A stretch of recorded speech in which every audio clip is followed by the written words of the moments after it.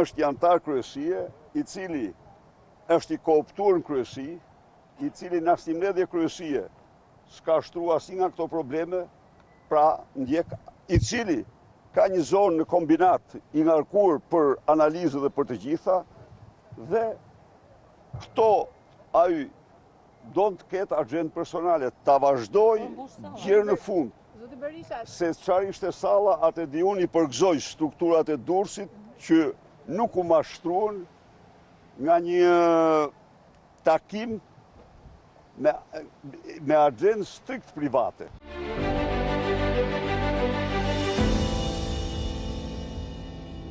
Mirëmbrëma Daniela Maloku, mirëmbrëma Gentian Gaba. Mirëmbrëma. E ndoqët zotin Berisha, agjendë private kishit takimin në Durrës?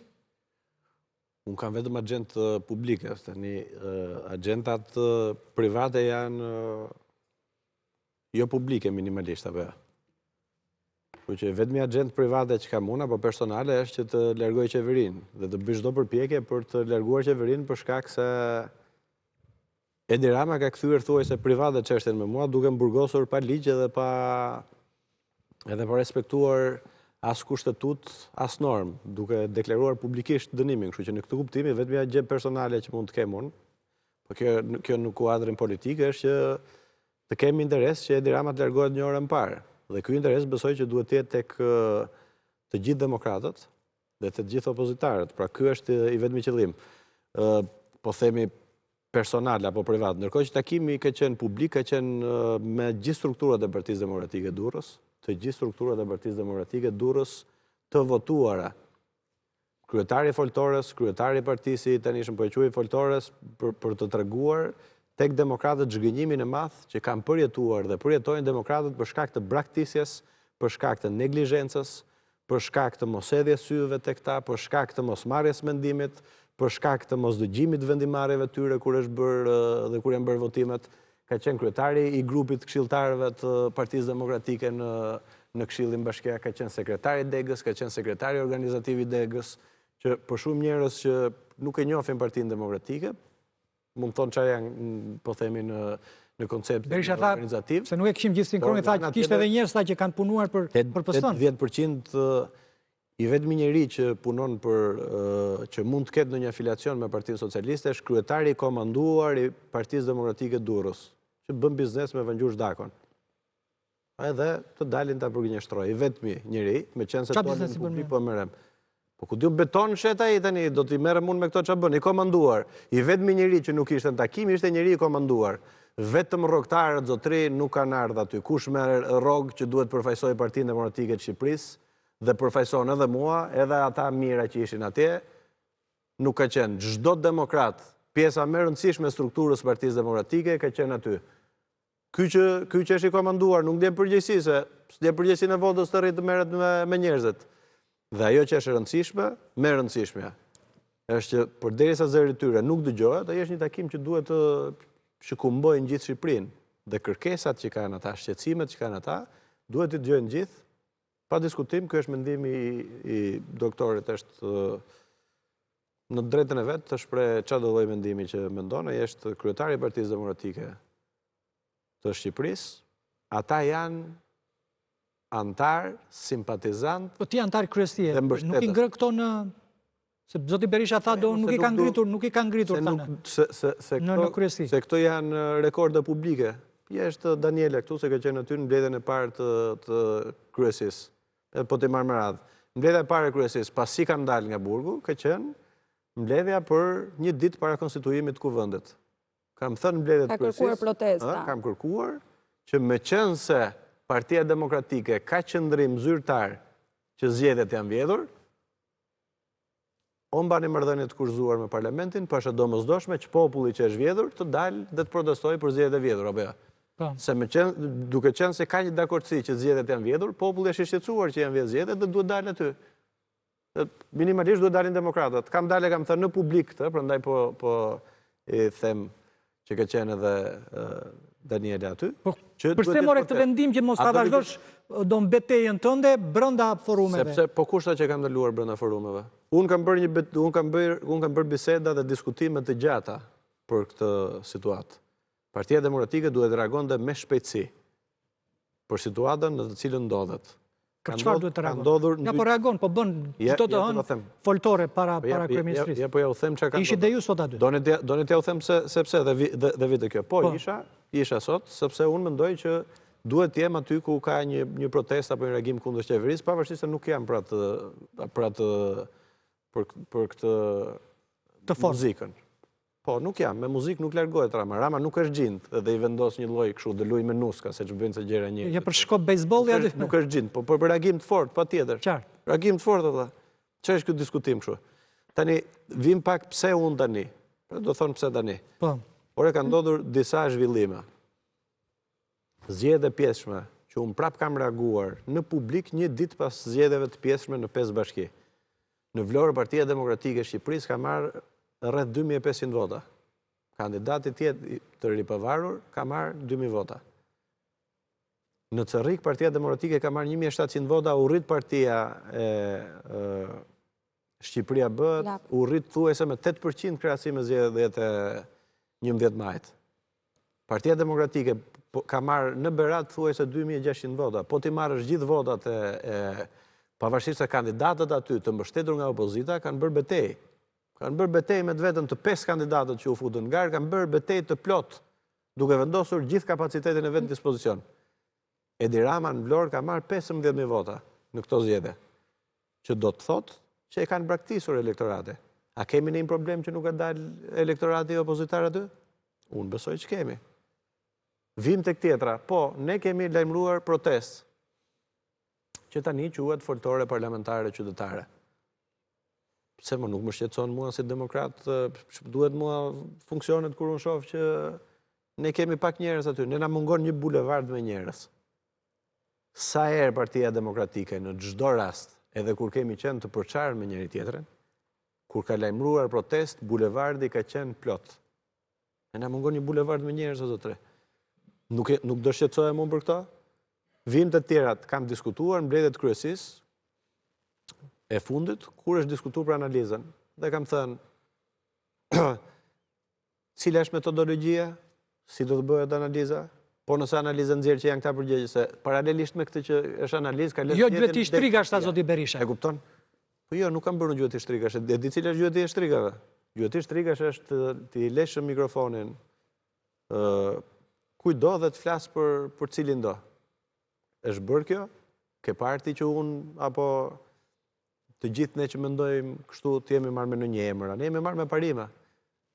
Dhe themi, unë mendoj, me qenë se unë jam këtu, po ka shumë njerëz që mendojnë kështu, që Partia Socialiste dhe Edi Rama nuk munden nëse ne nuk përmirësohemi dot. Dhe unë besoj që Edi Rama mundet, se është mundur në 7 bashki. Pse kanë fituar 7 bashki? Ta bëjmë të analizën e fitores ne? Se bëjmë analizën e humbjes. Po pse se nisim nga analiza e fitoreve? 7 bashki që janë fituar, pse janë fituar? Hajde marrim si model dhe ndërtojmë në çdo insti tjetër. Ta bëjmë analizën për mua. Sepse njerëzit kanë bërë betejë reale, sepse janë njerëz që nuk kanë konsum nga e kaluara, janë njerëz me lidhje të forta me zonën, janë njerëz që nuk kanë pasur konflikte aty, dhe shikoje pak pse kemi humbë tek tjerat. Sepse njerëzit ti problemin e shikon tek kandidatët, tek listat e kandidatëve dhe tek drejtuesit e qarqeve. Tek parimi, më nuk është vetëm aty, se po që aty e çoj tek emrat. Është parimi. U vendosën që deputetët do zgjidhen me primare. Pavarësisht se çfarë kam menduar unë. Tani, ai që fitoi primare të Dibër nuk u fut fare në listë. Ai që fitoi primare të Kukës nuk u fut fare. Ai që fitoi primare në Elbasani pari, po flasim për të parë, deri më të tjerë, nuk u fut. Ajo zonja që fitoi në Fier nuk u fut. Ai zotëria që doli në Tiranë, Hyseni nuk u fut. Tani, primaret ne nuk i kemi që të identifikojmë kush ka më shumë vota që t'i heqim, apo jo. Primaret janë kush ka më shumë vota të promovohet.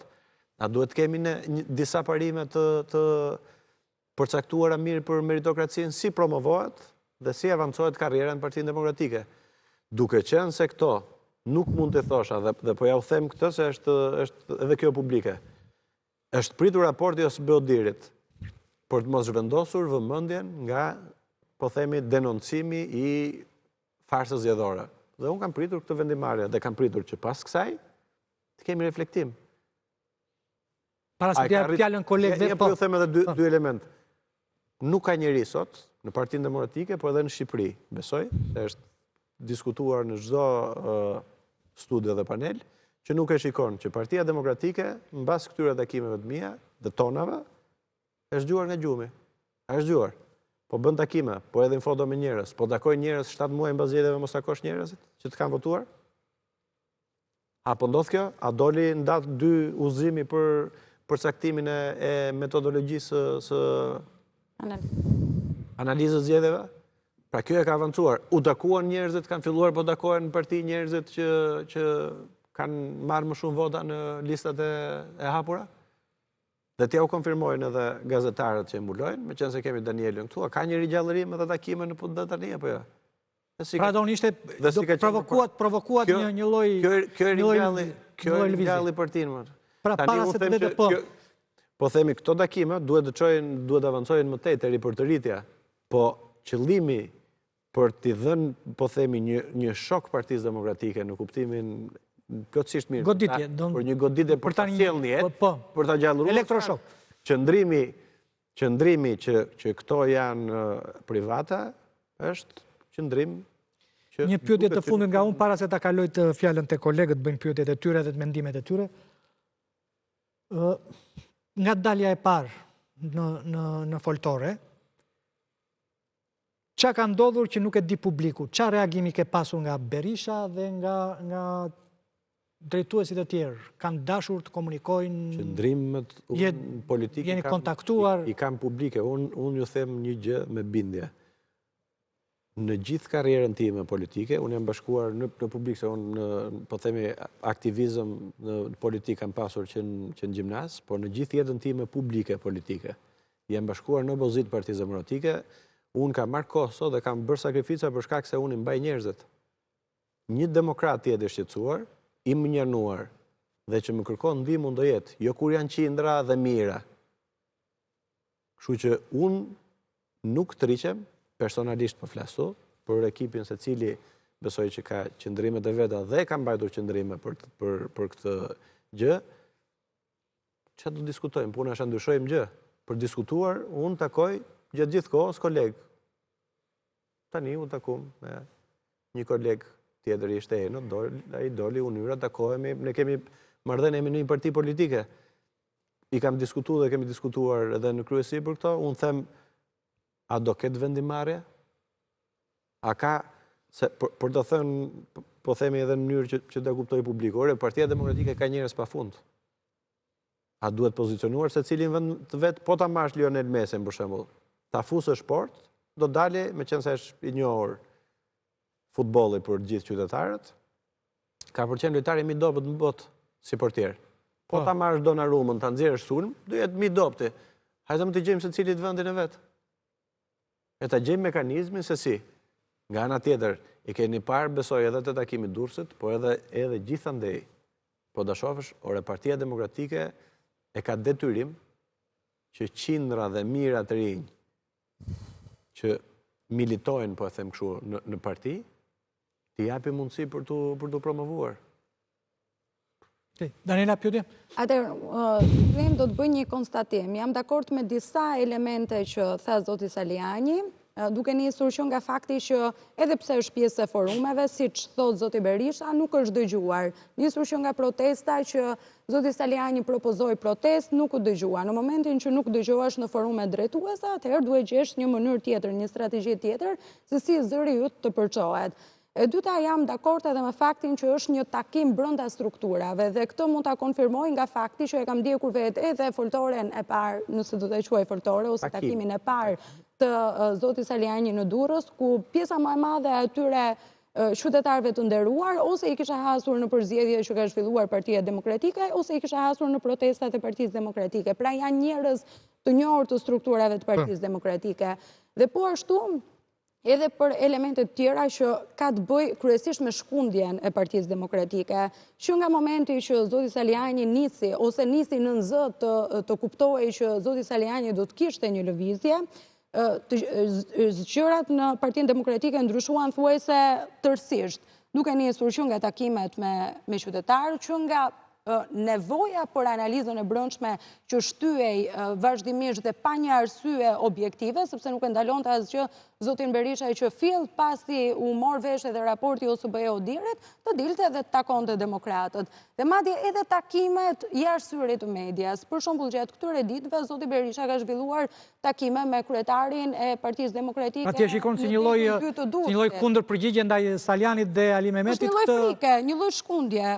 Nuk di nëse është frikë politike, sepse zoti Berisha apo konturohet një lloj ndarjeje aty?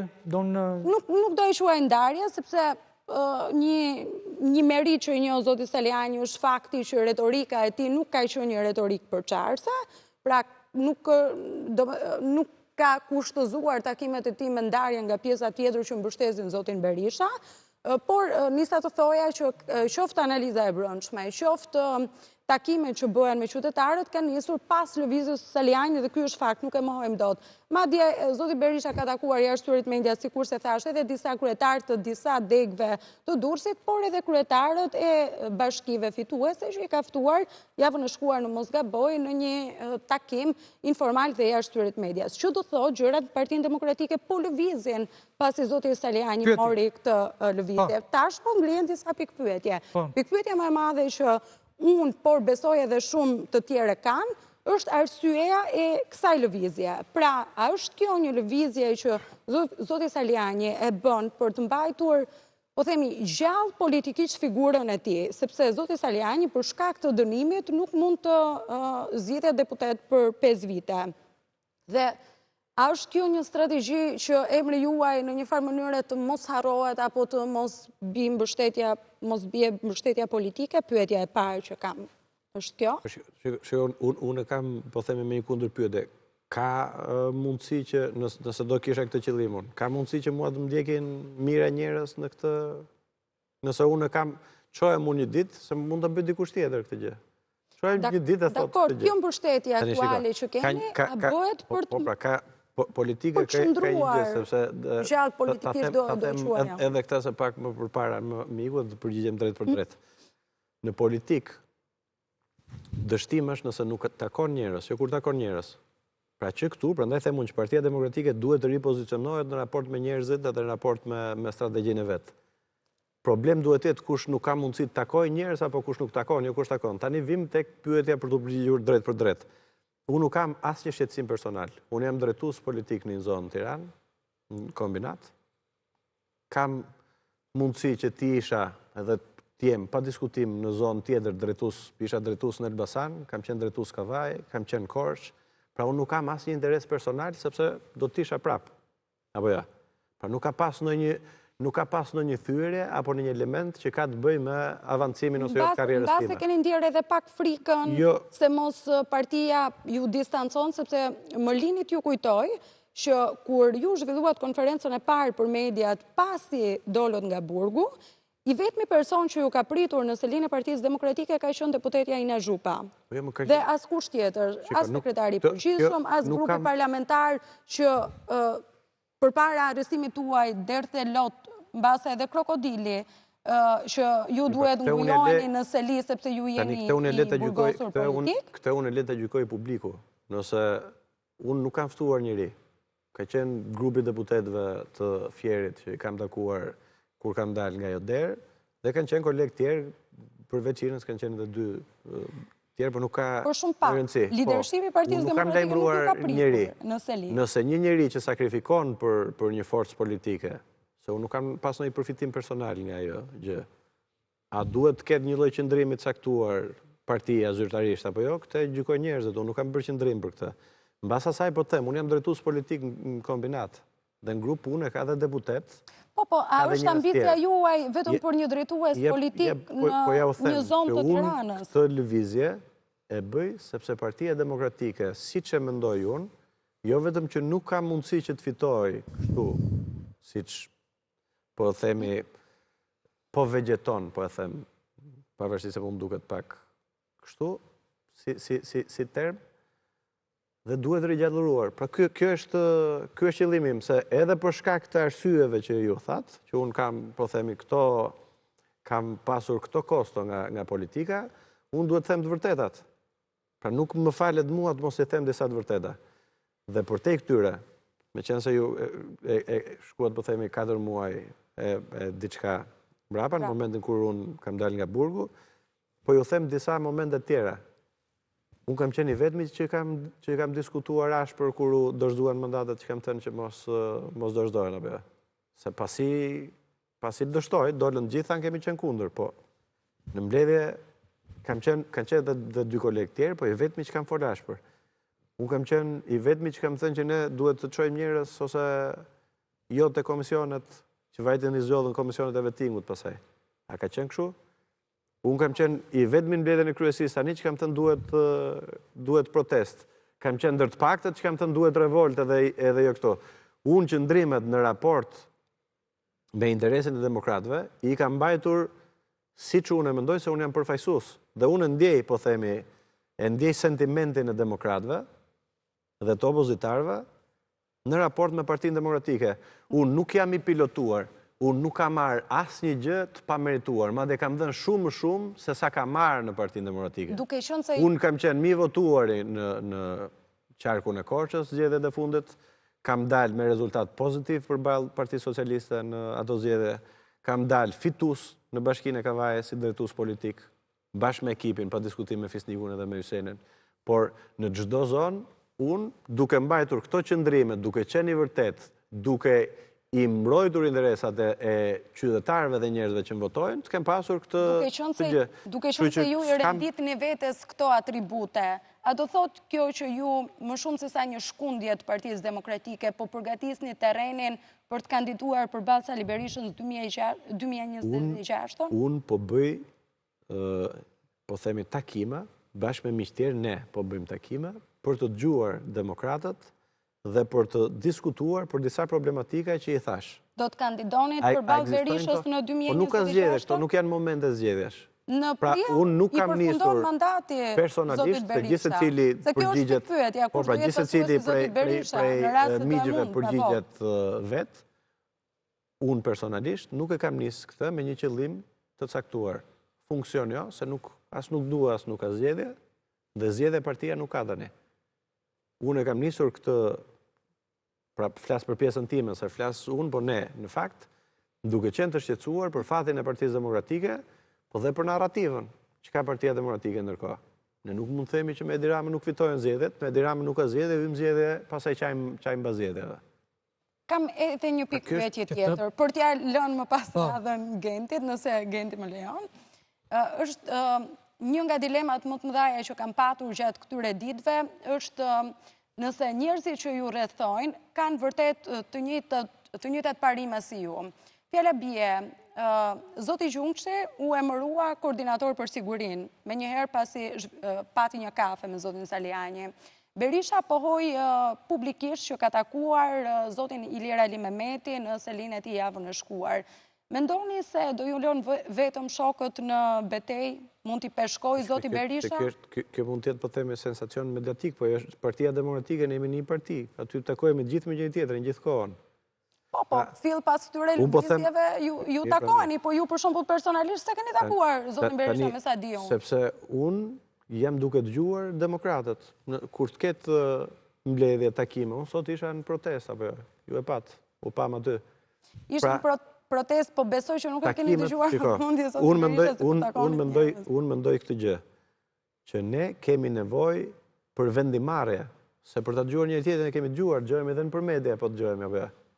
Duke qenë se ne kemi arritur në një pikë që disa vendimarrje të caktuara nuk janë marrë, pavarësisht se ne kemi folur për qëndrimet të caktuara, atëherë unë them që duhet të takojmë dhe këta njerëzit, dhe unë besoj që kjo jo vetëm që nuk është përçarse, po kjo është bashkuese. Gjua përçarse për t'i quajtur apo për të bërë gabimin që demokratët të etiketohen apo të shmangen. Një jap largje nga shpallja armikë. Ky është gabim. Tani shiko, unë edhe një tjetër kam një detyrim ndaj demokratëve. Diçka ka ndodhur, diçka po ndodh që unë ka reaguar ashpër Zoti Berisha dhe mediat afër tij po ju sulmojnë. Retorika ime është për të bashkuar çdo demokrat.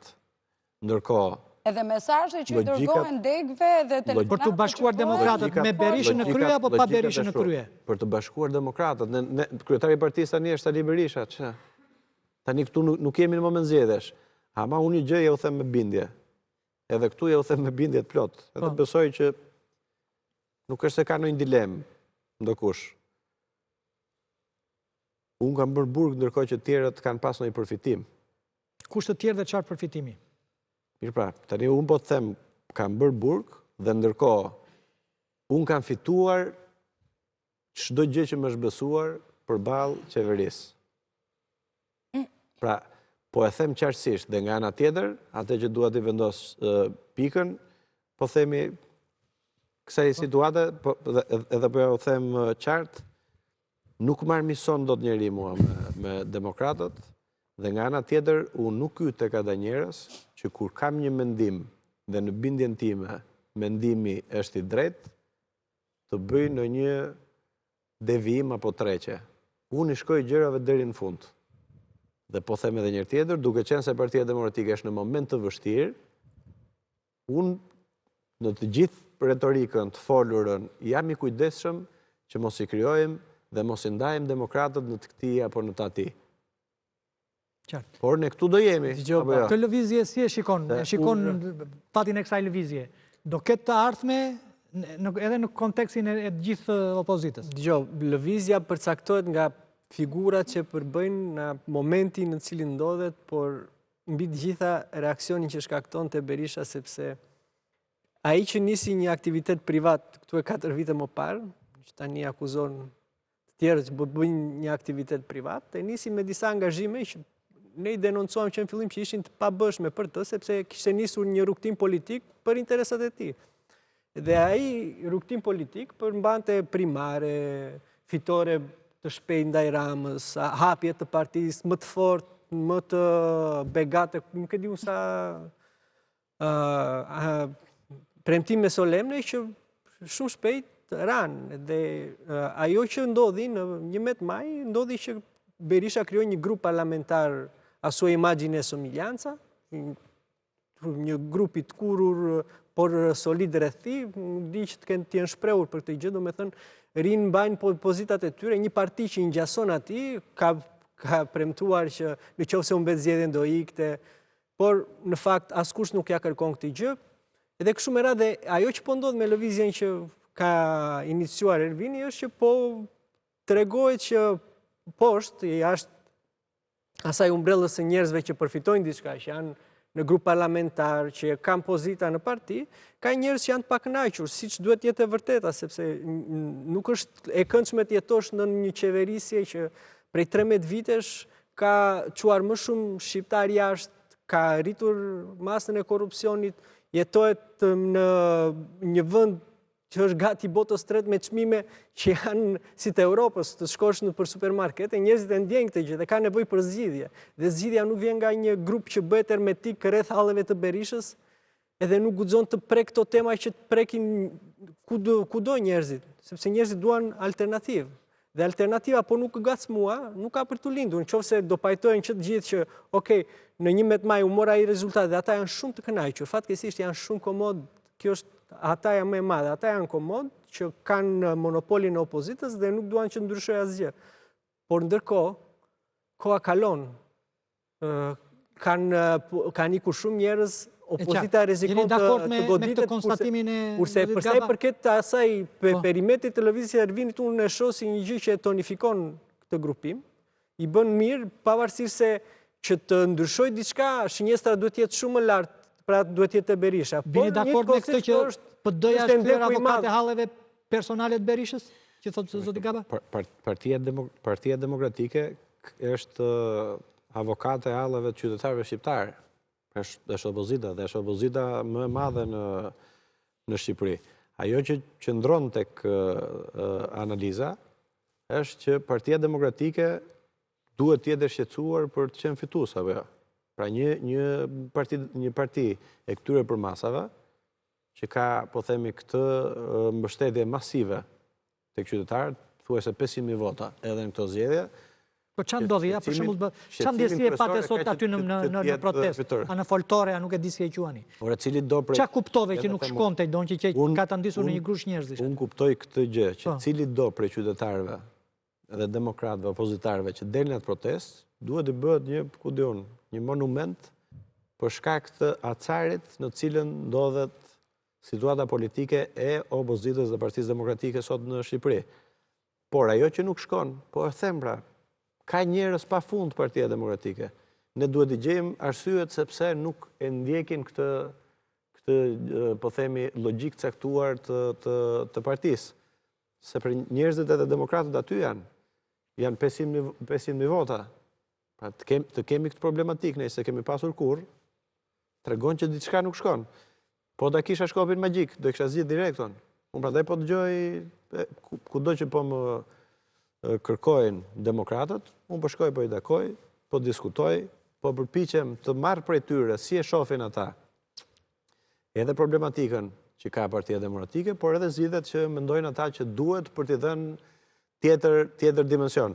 Themeli i gjithë diskutimit që bëjmë ne, që e kemi nisë këtë, po e them unë sot, është që ne kemi shqetësimin apo interesin që Partia Demokratike të jetë fituese.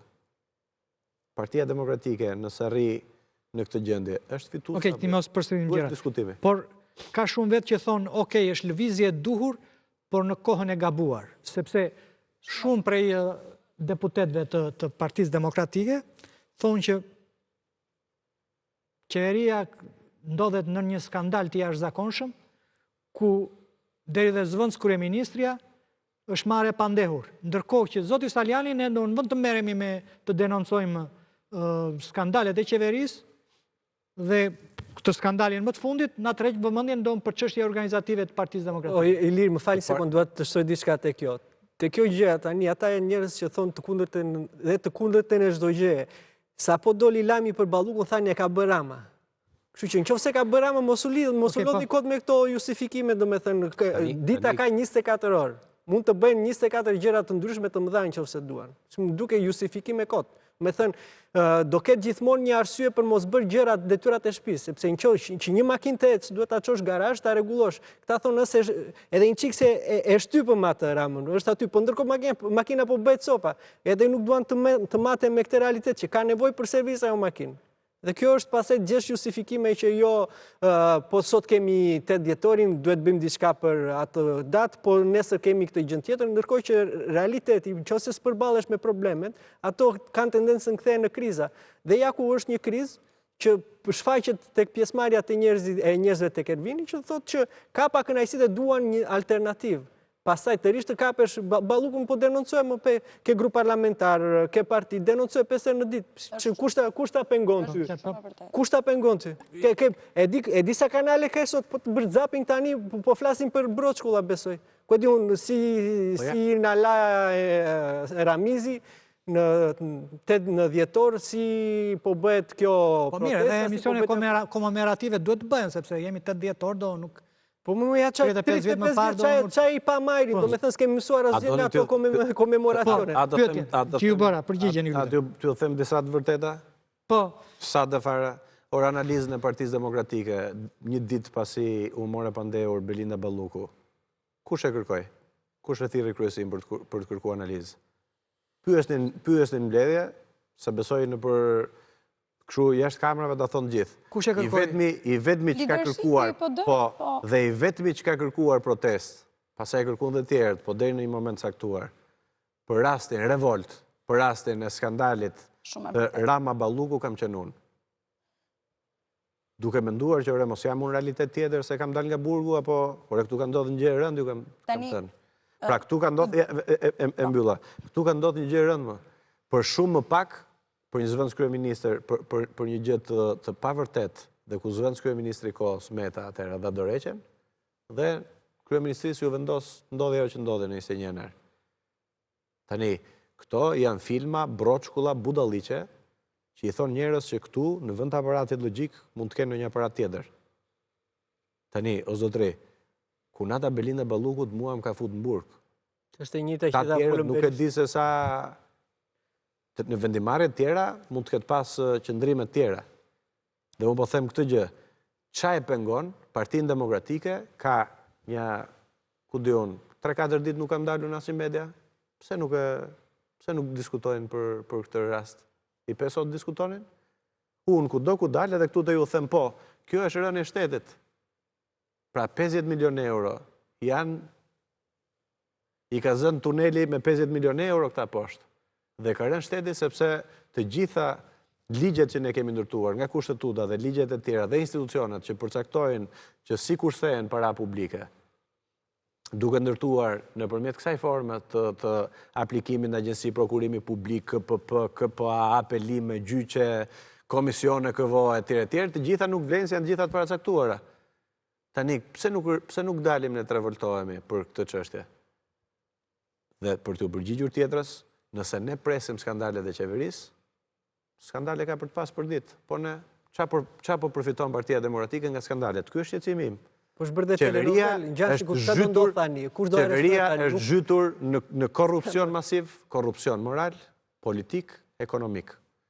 Qeveria është e zhytur, ju arrestua ministri Brendshëm, ministri i Shëndetësisë, kryetari i Bashkisë Tiranës, e pandehur zëvendës kryeministri, zëvendës kryeministrin tjetër atje. Po çfarë duhet ndodhë më një gjë që të ndryshojë në këtë vend? Se ne çfarë të bëjmë këtu? Të rriqë sa herë të gëzojmë unë se ju njerëz në burg? Po çfarë përfiton shoqëria nga kjo nëse nuk ka ndryshim, nëse nuk ka parandalim? Po ka një gjë, shoqëria i ka ndërtuar, po themi, të gjithë të ngrejin konstitucionale që nëpërmjet ndëshkimit, jo vetëm të ndëshkohet dhe të mbaj përgjegjësinë ai që ndëshkohet, po të parandalohen në të ardhmen ngjarje të tjera, apo jo? Këtu korrupsioni në Shqipëri është ulur apo është ngritur? Dhe këtu kemi pa diskutim që ne kemi detyrën të rozojmë qeverinë në këtë rast, që ne të bëjmë ligje më të mira, të vendosim njerëz me më shumë integritet, që të parandalojmë që mos vidhet më. Ju me këtë lëvizje po i shërbeni pozitivisht, ti shëllimi apo negativisht? Dhe në këtë cilat dënimet? Qëllimit për të reaguar ndaj korrupsionit po flasim. Po reagimet ndaj korrupsionit ne bëjmë gjithkohë dhe bëjmë shumë mirë. Unë nuk po them reagimin, unë po them pasi ka ndodhur këto ngjarje, a duhet kishte një përfitim politik opozita? Duhet kishte reagim të fortë? Se reagimi cili është? Reagimin ja ku e bëra unë këtu studio. E kam bërë studio tjera, kolegë tjerë, e bëjmë në për konferenca. Ne nuk nga pengon kjo. Ne themi si ta arrozojmë qeverinë tani. Duhet kishte, sepse mjafton të vëmë në sfidë veten dhe themi i gjejmë 10 deputet Partisë Demokratike që kanë ngritur çështjen Balluku, nuk i gjejmë dot. Janë shumë të pakt ata deputet Partisë Demokratike që guxojnë dhe e përmendin edhe me emër në parlament. 2-3 emra është zoti Bardhi, është Elda Hoti, ose nuk po futem në emra, dhe zoti Berisha. Po ka mëse qëndrim ka pas Partia Demokratike, se nuk është Partia Demokratike zyrtarisht ka pas qëndrim ndaj Ballukut, se nuk mund të themi që nuk ka pas. Ka pas qëndrim gjatë gjithë kohës. Unë po them, a kemi mundësi ne që të rrëzojmë qeverinë kur ndodhin këto skandale? Kjo është shqetësimi. Në parlament, vje zëvendës kryeministri aty dhe ju ikni nga salla. Do me thënë, ju me zërprisni momentin e përballjes me zëvendës kryeministrin dhe ju ikni nga salla. Ky nuk është qëndrim politik. Mos gabojmë, duhet këtë qenë shkurti i 91-shit, kur ka pasur atë debatin në zyrën e Ramiz Alis, në Ritan Ceka, e deri tani unë mbaj mend pafundësisht individ të fuqishëm në Partinë Demokratike, grupime që e kanë konceptuar, e kanë projektuar të ardhmen e Partisë Demokratike ndryshe nga ajo e zotit Berisha. Dhe të gjithë janë mundur, kanë dështuar. Mund të ketë kjo lëvizje, kjo nisëm, kjo përçapje e zotit Saliani, e zotit Ali Mehmeti dhe disa tjerëve të njëjtin fat. Unë nuk e shoh sikur është një antagonizëm i drejt për drejt, të paktën në këtë moment ndaj Berishës. Zoti Saliani ka qëndruar në krah dhe ka ndihmuar kur Berisha ka qenë në momentet vështira, kështu që kur zoti Saliani u doli nga arresti pa drejt që pësoj, duhet që të paktën ajo parti të kishte parë mënyrën që të kuptonte dhe sakrificën e tij. Pati nuk shikon një luftë finale, një përballje. Është dialektik normale, ore këtu duhet bërtitur, nuk ajo që po bën është pak. Duhet bërtitur sepse këtu gjërat duken sikur gjërat janë mirë tu, zëvendës kryeministre, dy. Ajo Mogherini e morën në pyetje, e lanë ditën e nesme dhe adoration. Ajo standardet europiane. Këtu nuk ndodh asgjë, madje këti ka ardhur dhe guximi e shkon tani në Llafos çdo 2-3 ditë, thotë që po gabon Spaku, të jep edhe leksion e gjykatës kushtetuese si të kontrolloj këtë ortek korrupsioni që e ka zënë në të. Edhe mos të ketë as edhe një lloj reagimi, kjo i bën mirë opozitës, pavarësisht se unë nuk besoj tek grupimi që këta përfaqësojnë, nuk e besoj sepse ka probleme. Përse, çfarë probleme shikon? Problemi është që, domethënë, e ke dëgjuar rrëfimin që bën këta? Jo, Ervini, po në përgjithësi tha, e shpëtuan Partinë Demokratike në 2021, se do na e merrnin. 2021 ne morëm 600, u nda me 30.000 vota me PS-n. Këto zgjedhje një tmerr i vërtet. Çfarë do thotë kjo? Që nuk po bëjmë përparim, po shkojmë mbrapa. Dhe pse po shkojmë mbrapa? Sepse po vendosen interesa personale në raport me interesin e përgjithshëm të PD-s. Dhe që PD-ja ose opozita të fitoj, duhet që të ketë një dialektik shumë të fuqishme të brendshme që kjo e përmirëson. Dëgjoj pak babo një ta mbyll. Unë nuk besoj që do ketë një përplasje fatale. Berisha ndjet në vështirësi sepse ata njerëz që ka përballë nuk i tregojnë ato që ka thënë këto muajt e fundit ose vitet e fundit demokratëve, që ta besojnë. Ju thashë do fitojmë, ju thashë do jeni pjesë e vendimarrjes, do ju pyesim primare, do zgjidhni ju. Pastaj mashtroj. Po si, a duhet mbaj përgjegjësi dhe këta janë ata që po i kujtojnë këto detyrimet që ai ka ndaj njerëzve dhe që edhe ai të përfitojnë një gjë nga kjo situatë që të mos jetë kështu i detyruar të vuaj në këtë turistnim publike që vetëm sulmohet sepse njerëzit presin shumë nga opozita, s'kemi institucion tjetër, presin shumë nga opozita, këta po japin një shteg që të autokorrigjohet paktën. Pastaj perimetri veprimit të tyre kanë përshtypjen që do krijojë një rishpërndarje të pushtetit që është dhe drejt brenda opozitës dhe të ketë njerëz që janë konkurrues, jo njerëz që flojnë gjumë. Tani, një gjë që shumë e rëndësishme, me që se ishim të debati për qeverinë, ka një përgjegjësi ligjore, çdo politikan, zyrtar, ministër, në këtë rast zëvendës kryeministrja, që ka të bëjë me prezumimin e pafajësisë ligjërisht, ka një standard tjetër që duket sikur është harruar në debatin publik. Dhe këtu, ne si politikan, po pa diskutim media, por ne Partia Demokratike sidomos, ky është standardi më i rëndësishëm, është standardi i moralit politik dhe i përgjegjësisë që keti politikisht. Nuk një, po themi, publikja dhe përgjegjësia publike prezumimin e pafajësisë që është në ligj. Atje është debati gjyqësor. Këtu ke, nëse je kapur, mban përgjegjësi dhe jep dorëheqjen. Këtu ka rënë standardi i dorëheqjes. Apo i shkarkimit nga ana tjetër kur ti ke një problematik caktuar. Dhe këtu nuk është rasti vetëm tek Balluku. Këtu duhet dorëheqja e kryeministrit zotëri. Këtu është vullneti i individit që prevalon ndaj çdo ligji tjetër dhe bërë një buqete plot me njerëz. Si që nga këto, se Edi Rama thoshte në të kaluarën që nuk e ka problemi në individi, e ka sistemi. Apo jo? Po tani ky zotëria këtu ka ndërtuar një sistem korruptiv që të gjithë njerëzit i është bërë tani një, ku diun, nuk di se sa njerëz janë bërë kemi harruar. Që kanë përfunduar në takimi në Durrës ishte një fishek zare apo do vazhdoj më tej? Ç'a hapash do hidhni? Ç'a agjende keni? Unë nuk prodhoj fishek zare.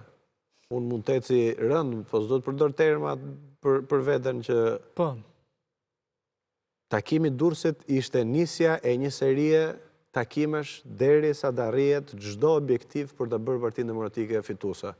Disa objektiva i ka realizuar, takimet me demokratët, përfaqësimi i shqetësimeve të demokratëve, përfaqësimi i shqetësimeve të qytetarëve, është puna ime si politikan, si përfaqësues. Ç'o bëjun? Ta kthesh përmbys gjithë logjikën, ata që nuk takojnë janë të mirë, se ja cila është një prej arsyeve. Ata që nuk takojnë që nga të mirë, këta që takojnë njerëz që nga të këqij. Ata që nuk votojnë janë të mirë, këta që votojnë janë të këqij. Po jo, më zotëri. A ka përpjekje për të politika është përfaqësim në të jetë burr i mirë apo të jetë dikush tjetër çuni mirë apo çuni keq sa doj, puna është votohesh apo nuk votohesh, a duan as duan njerëzit, a ke përfaqësim as ke përfaqësim. Ç'o diskutimi është kjo? I vetmi kujdes që duhet të ketë cili do, që unë kam, unë jam antar kryesie. Po çdo përfaqësues i Partisë Demokratike duhet të ketë kujdesin mos i ndaj njerëzit. Mos ketë retorik për çarsa. Dhe këtu ka disa që paguhen, që janë rrogtarë që ka futë këtë, se nuk kam gjë me njerëzit politik, po disa që paguhen me rrogë nga demokratët, të fusin përçarje tek demokratët, kjo është e papranueshme pastaj. Po, mirë, ky është momenti për të folur me emra. Dhe po këtë e them vetëm, po ke parë me rrogtarët të njerëz që paguhen me rrogë, ndërkohë që gjithë demokratët në asnjë deg nuk paguhet asnjëri. E keni me deputetët? Që të gjithë janë, jo, më ke edhe disa tjerë, se ti e ke parë, që bëjnë kështu retorika përçarëse. Paguhen nga Partia Demokratike e Shqipërisë më, për të mbrojtur edhe interesin tim si antar kryesie dhe të doktor Ali Mehmetit si kryetari i grupit këshilltarëve. Vazhdoni, keni bashkëpunim me zotin Ali Mehmeti? Po patjetër, ne bashkojnë mendimet, jemi në kështu që bashkëpunimi jemi me gjithë ne. Ne nuk kemi në njëri që nuk bashkëpunojmë. Këtu kemi disa piketa që bashkojmë në mendim. Në fillim bisedës fole për dikoj që blen beton nga Dako. Po mirë më ata, a jesh i komanduar, më them njerëz votuar, ore njerëz që komandohen për interesa caktuara, edhe që dalin flasin broçkulla pasaj, prandaj po merrem atë, se është simbol. Simboli i papërgjegjshmërisë, njerëz të komanduar. Një njeri që nuk provohet dhe nuk vjen si rezultat i votës, nuk e njeh përgjegjësinë dhe është i papërgjegjshëm raport me po themi përgjegjësinë publike që ka marrë. Sepse nuk mundet kur një njeri që del nga vota, që të dalë përballë kundër antarësisë vet dhe të flas kundër njerëzve që ka aty. Sot në një, se ton militantët mbaj mendon që kalonin edhe në skena të frikshme doon. Në për gazetarët e viteve 90 mbaj mendon skena horror. Doon që edhe duke i goditur ish ministra e duke i sot në shesh, ndjeve një lloj hostiliteti, një lloj armiqësie nga aty apo? Unë takoj njerëz gjatë gjithë kohës. Edhe në shesh sot kam takuar gjithë demokratët që më kanë dalë përpara dhe kjo mund të konfirmohet, por mos shikoni gjithë si armik të brendshëm? Po pse se po bashkoj partinë? Se po bëj përpjekje për të bashkuar partia? Unë besoj që demokratët shohin si armik kush i çon humbje, jo kush i çon fitore. Në çdo vend të botës, në paktën demokratik, funksionet e partive janë të atilla. Ka flukse, ka njerëz që shprehin mendimet e tyre dhe nuk është. Po jo, po ka dhe gjë që është themelore, se bëjmë sikur nuk e themi. Ore, demokratët, ore është si në një ekip. Demokratët bëhen me lojtarin që në gol, nuk bëhen me atë që shtrihet në fush. Por ç'është kjo, njerëzit janë shqetësuar nga ata që i çojnë numbi, jo ata që i çojnë fitore. S'mund të kthehet përmbys kjo, se ka sentiment, ka dhe ndjeshmëri njeriu. Edhe ai që është antar partie, edhe ai që është militant, edhe ai që është simpatizant, edhe ai që është në shoqëri, edhe ai që është socialist, mande është kundërshtar, vlerëson atë që është i vërtet. Ç'e lidhje ka kjo? Mendoj se edhe reagimi i zotit Berisha pikërisht prej kësaj frike ka ardhur për shkak se kjo lëvizje është mirëpritur, sepse nisi si një lëvizje taktikisht e zgjuar, pra u takuan më të votuarit e partisë, pra ata që nga brenda kishin një lloj e braktisën barkën. Jo, shikoj që pa dal nga porti. E para nuk ka braktisje se nuk është se ishte në kështu, ne jemi në Partinë Demokratike, e dyta shikojni nga këndi tjetër. Por këta njerëz që janë të jashtëzakonshëm në kontributin që kanë dhënë për Partinë Demokratike, u ekspozuan. Po 7 muaj nuk ju torkiste njëri t'ju thoshte faleminderit. Në vitin 2004 në finale, kjo një sekond, Daniela, lutem. Në vitin 2004 mbaj mend një politikan. Ky është qëllimi. Partia Demokratike fituese. Ky është qëllimi. Fituese, po me cilin leadership? Partia Demokratike fituese. Ky është qëllimi. Partia Demokratike duhet të jetë fituese. Nëse Partia Demokratike nuk është fituese, është problem për gjithë shoqërinë. Dhe unë kam detyrimin që të bëj gjithçka që mundem, gjithçka që kam marrë nga demokratët për t'ja u kthyer dhe për të thënë vërteta dhe kur tjerë të thonë vërteta në vende që kanë frikë të thonë. Dhe ma konfirmoni ose ma konfirmoni ose jo se ju dëgjoni te kolegët tuaj, se i dëgjoni te kolegët tuaj, sa njerëz flasin nëpër tavolina edhe nëpër kafe, kështu siç flasun publik. Dakord, pra unë po të bëj një pyetje shumë ose ma përgënjeshtrokte. Unë po të bëj një pyetje shumë të politikanë flasin siç flasun këtu. Të gjithë nëpër tavolina e thonë. Në 2004 të dalin të thonë qytetarët. I bëra një pyetje drejt për drejt. Në 2004 duke vendosur parimin. Zoti Saliani, lutem, se e drejtoj unë emisionin. Në vitin 2004 të njëjtën gjë don një lëvizje për të ndryshuar Partinë Socialiste, ndërmori dhe një politikan racës, si Ilir Meta. Por nuk e zgjodhi pasuesit e Nanos me të nxitur nga Nano, deri dhe në Këshillin Kombëtar nuk e zgjodhën. Ilir Metën dhe pasuesit e tij e detyrua që t'i ikte. Në qoftë se në vitin 2026 ju keni zgjedhjet dhe juve ju lën një ku e keni qendrën e banimit, aty ju lën një antar të thjesht Partisë Demokratike. Edhe aty në grup seksion mblidhin aty me plejt e lagjes, dhe kaq ja u lën këtë rrezen e të bërit politik. Juve do vazhdoni të rini, do krijoni një fraksion, apo do krijoni parti të re? Pyetje drejt për drejt, përgjigje drejt për drejt, lutem, dhe është pyetja e fundit që bëra. Ne jemi Partia Demokratike e Shqipërisë. Kush ka sakrifikuar, kush ka mbledh vota, ai është Partia Demokratike e Shqipërisë, ose ajo është Partia Demokratike e Shqipërisë. Ne dhe unë do të jem në Partinë Demokratike e Shqipërisë. Dhe unë nuk kam edhe sot në hapësirën publike, apo në takimet me njerëzit, nuk është se i kam për shkak se kam në një funksion. Se kryesi ju i dini se kanë kryesi, edhe nëse doni, t'ja u them edhe eq modestin, të shkojnë drejtuesit politike t'i mbledhin njerëzit. Në ato për masa që i dakoj unë. Kur është takimi i radhës? Për shkak se kam gjithë kohës. Që këtë javë. Që këtë javë do jemi prapë në takime, sepse fuqia e një politikani është marrëdhënia dhe mbështetja e njerëzve. Fryrja artificiale, fluska, edhe hilet nuk duhet të ecë. Do kërkoni rregulla loje për zgjedhjet e rregullat e lojës, regjistrin e antarësisë, se aty do mundet. E kanë kërkuar shumë, jo vetëm regjistrin e antarësisë. Në Partinë Demokratike po kërkojmë këtë gjë, të ketë rregullat qarta për promovimin. Cilat janë këto rregulla? Për avancimin karrierë. Votimi, thotë zoti Berisha, kush voton dhe kush i numëron, do kërkoni që ndryshojnë këto. A u votu Hysén Kadi u doli i pare? U bë yrin list. A u votua Ilir Krosi, yrin list. A u votu... Po pse ku përcaktoi që po dole... që kush janë më të votuarit, kush mund të mbledh më shumë vota, duhet jetë në listë hapur. Ja po të them, po atëherë pse ai që është i pari mbetet në listë hapur, ai që është i dytë listë mbyllur? Cili është parimi? Është përzgjedhje kryetarit, është përzgjedhje kryetarit. Atëherë të saktojmë që kush bën listën këtë përgjithësim. Primaret ishin një nga tre kushtet. Primaret ishin një nga tre kushtet. Aktiviteti politik dhe puna me votën diasporës ishin tjera. Pse nuk është Iliri i Dibrës?